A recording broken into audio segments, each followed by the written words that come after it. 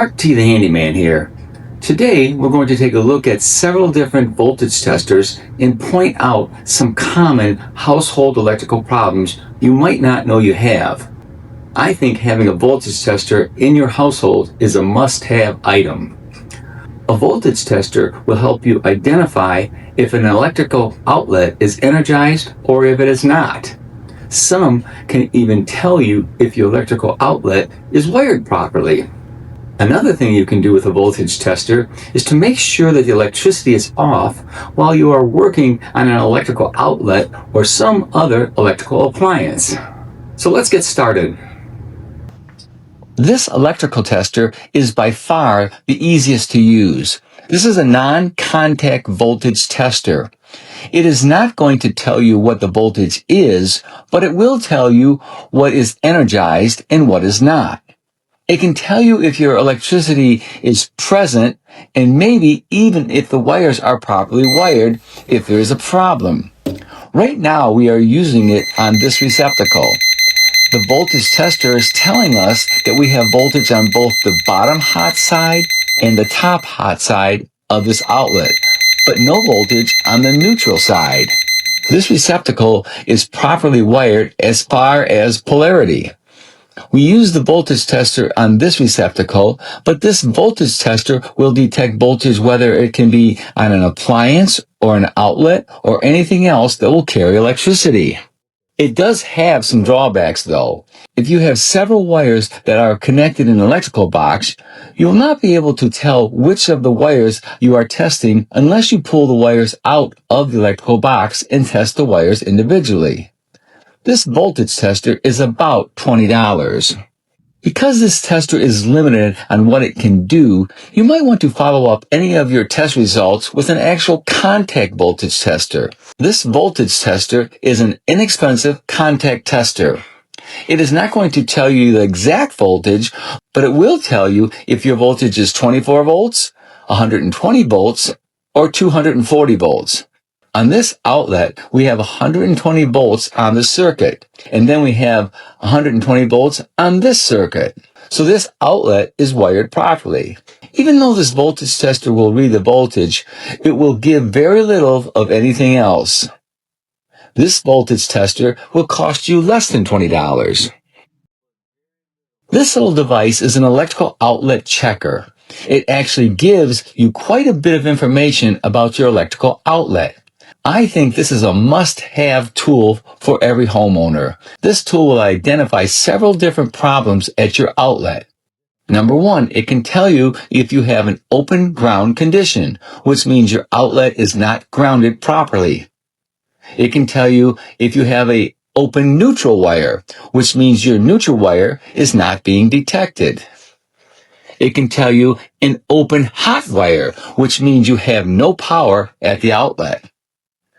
A hot and ground reversal condition, which means your hot and ground wires are reversed. A hot and neutral reverse condition, which is a reverse polarity condition. And finally, correct wiring condition, which means your outlet is wired properly. All of these conditions can be detected simply by plugging the outlet checking device into the outlet. I have purposely wired this display so as to demonstrate a reverse polarity condition.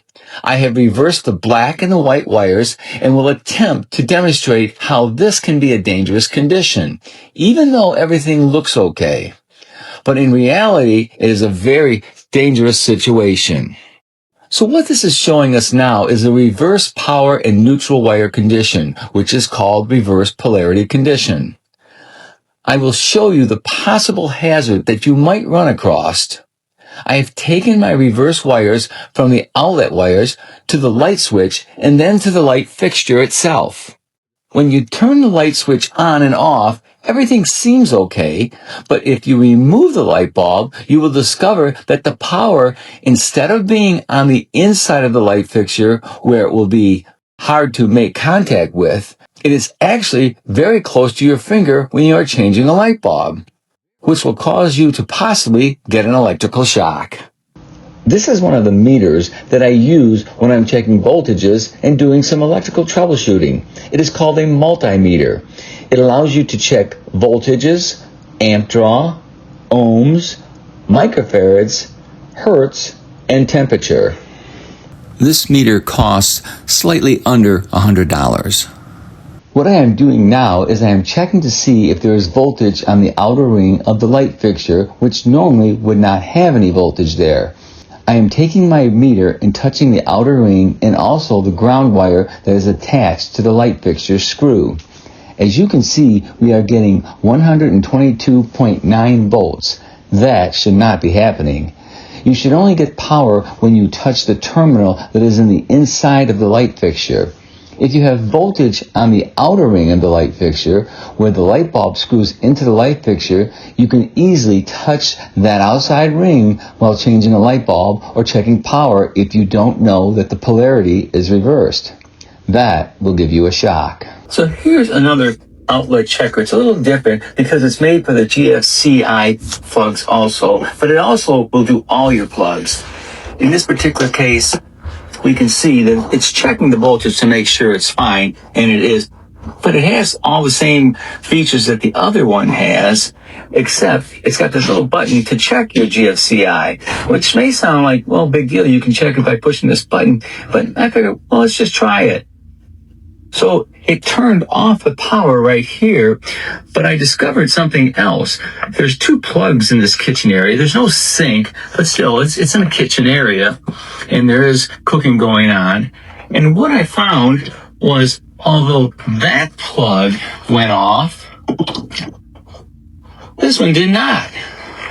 And it's showing that it has power. Now, it might not seem like a big deal, but that should have gone off because it's located in the kitchen. And I did check around. There is no other GFCI plug that is connected to that plug. Just thought I'd put that out there. If you like this video, give me a thumbs up or a like. If you want to see more of my videos, please subscribe to my YouTube channel. And don't forget to comment.